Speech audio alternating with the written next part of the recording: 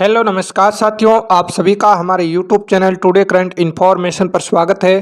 कक्षा 12th विषय हिंदी अनिवार्य 24 मार्च को आपका पेपर होने वाला है साथियों। और दूसरा प्रश्न आएगा आपका, निम्नलिखित रिक्त स्थानों की पूर्ति कीजिए। तो ये शेखावाटी मिशन से संबंधित दिए गए सभी जो इम्पोर्टेंट रिक्त स्थान है वो आपके साथ शेयर कर रहा हूँ। निश्चित रूप से आपका पेपर यहीं से बनने वाला है। इसके अलावा मैं आपको 10 ऐसे मॉडल पेपर आपके साथ वीडियो के माध्यम से पहुंचाऊंगा। प्ले लिस्ट में जाकर आप हर एक मॉडल पेपर को जरूर देखिएगा। निश्चित रूप से इनसे बाहर एक भी प्रश्न नहीं बनने वाला है। और उनके पीडीएफ हमारे Telegram group RBSE board class 6 से 12 के अंदर भेज दी जाएगी। तो साथियों, आपको इस वीडियो को अपने सभी दोस्तों तक शेयर करना, वीडियो को लाइक करना और चैनल को अभी तक आपने सब्सक्राइब नहीं किया है तो सब्सक्राइब जरूर कर देना। मैं पूरा शेखावाटी विश्लेषण जो मिशन है ना और विश्लेषण के साथ है हल करवाने वाला हूँ। तो पहला सवाल हमारा है, भावों और विचारों की अभिव्यक्ति के लिए प्रयोग होता है, किसका होता है साथियों? भाषा का होता है। भावों और विचारों की अभिव्यक्ति के लिए किसका जो प्रयोग होता है? भाषा का प्रयोग होता है। दूसरा सवाल है, भाषा के दो प्रकार है, मौखिक अथवा लिखित, ये तो याद हो जाएगा। तीसरा है, मराठी भाषा लिपि में लिखी जाती है, यानी मराठी भाषा किस लिपि में लिखी जाती है? तो साथियों, आपके देवनागरी लिपि के अंदर क्या लिखी जाती है? मराठी भाषा लिखी जाती है। आगे आपसे सवाल पूछा चौथा, अंग्रेजी भाषा की लिपि कौन सी है? तो ध्यान रखना, अंग्रेजी भाषा की लिपि है रोमन। कौन सी है साथियों? रोमन है। नेक्स्ट है पांचवा सवाल है, देवनागरी लिपि में हिंदी, संस्कृत, प्राकृत, मराठी, कोंकणी और नेपाली भाषा लिखी जाती है। यह प्रश्न इंपॉर्टेंट है, आपसे पूछा जा सकता है। देवनागरी लिपि में लिखी जाने वाली भाषाओं, 4 भाषाओं के नाम लिखिए। तो आपको लिखना है हिंदी, संस्कृत, प्राकृत, मराठी, कोंकणी और नेपाली भाषा है। और किस लिपि के अंदर लिखी जाती है? तो देवनागरी लिपि के अंदर लिखी जाती है। आगे सवाल है पंजाबी भाषा। तो साथियों, पंजाबी जो भाषा है वो कौन सी लिपि में लिखी जाती है? गुरुमुखी लिपि में लिखी जाती है। कौन सी लिपि में? गुरुमुखी लिपि में लिखी जाती है। नेक्स्ट आगे पूछा है, स्वरों व व्यंजनों के संयोग के समय मात्राओं का प्रयोग देवनागरी लिपि में किया जाता है। तो साथियों, स्वरों व व्यंजनों का जो संयोग के समय मात्राओं का जो प्रयोग है वो कौन सी लिपि में किया जाता है? तो ये आपके देवनागरी लिपि के अंदर किया जाता है। नेक्स्ट है 8वां सवाल, भाषा की सबसे छोटी इकाई होती है। तो आप सभी को पता है भाषा की सबसे छोटी इकाई वर्ण होती है, न कि अक्षर। ठीक है ना? क्या करके आना है? वर्ण होती है। तो अक्षर क्या होता है आप बताइए, अक्षर क्या है? कमेंट बॉक्स के माध्यम से बताइए इसका सही आंसर क्या होगा। अगर अक्षर लिखना हो तो प्रश्न कैसे बनाओगे आप? बोलो, कमेंट बॉक्स में लिखो। और ये इंपॉर्टेंट सवाल है साथियों, ब्राह्मी और खरोष्टी प्राचीन भारत की क्या है साथियों? लिपियां हैं। क्या है?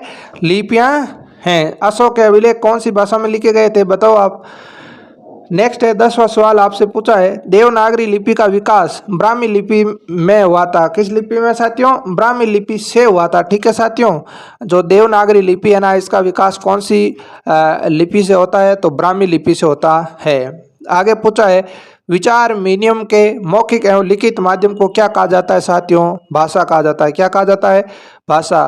विचार विनिमय के मौखिक एवं लिखित माध्यम को क्या कहा जाता है? भाषा कहा जाता है। आगे सवाल पूछा, लिपि में किस चिन्ह का प्रयोग किया जाता है साथियों? लिपि के अंदर वर्तनी चिन्हों का प्रयोग किया जाता है। किनका? वर्तनी चिन्हों का प्रयोग किया जाता है।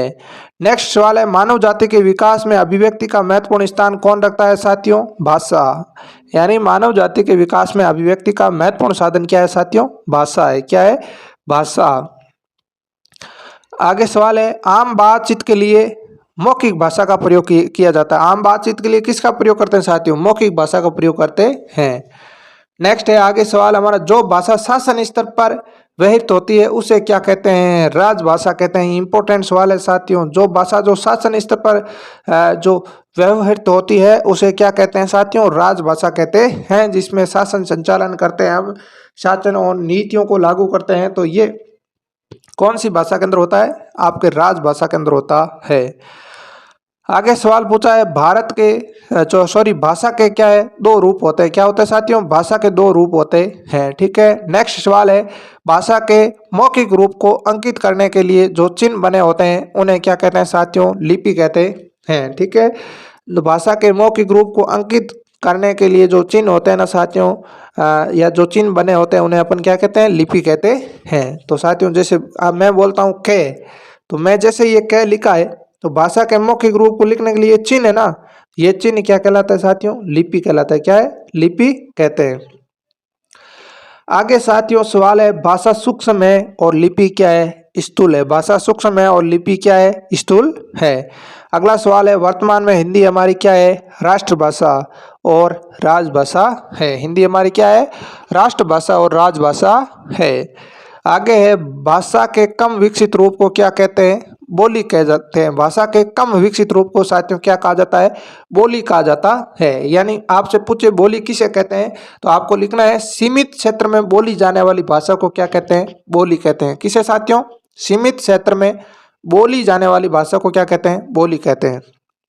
आगे सवाल है, हिंदी भाषा के परिवार के लगभग कितनी बोलियां हैं साथियों, 18 बोलियां। हिंदी भाषा के परिवार के लगभग कितनी, 18 बोलियां है।